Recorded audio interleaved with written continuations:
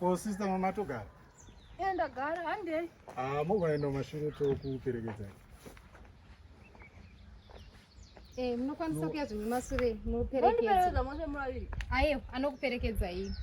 Ngauya uku ndoenda ndidrive. Aiwa. Ndinenda kudrive yako muda kuenda kwacho. Ko ina ngoni driver. Panodiwa driver's license ne ID yenyu. Ndinayo license.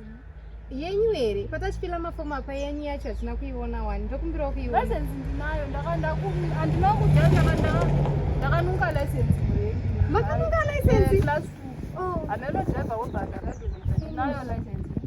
Makanunga license class 2. Saka ndiyamuda kushandisa kudhiraivhisa kuenda. Togona kuperekedza tine mamwe masai. Ndingawatonunga chinhu chavo chakwe.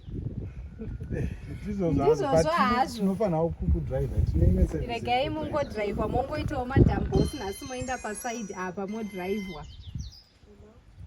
Ondiperekedza zvozodika maniperekedza. Hatokuperekedzai kwamuda kuenda basi.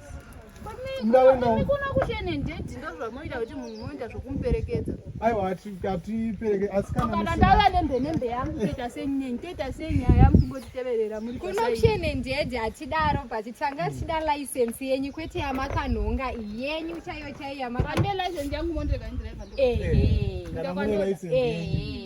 tinokudrive. Saka garai zvenyu kumasure kumosunungu. Aiwa no inini handisi kuenda.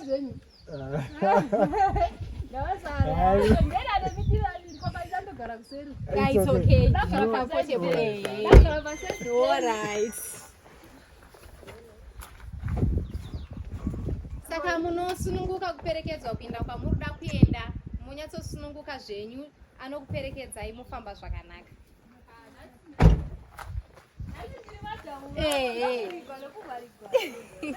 Ndizvozvo chaizvo. Okay, saka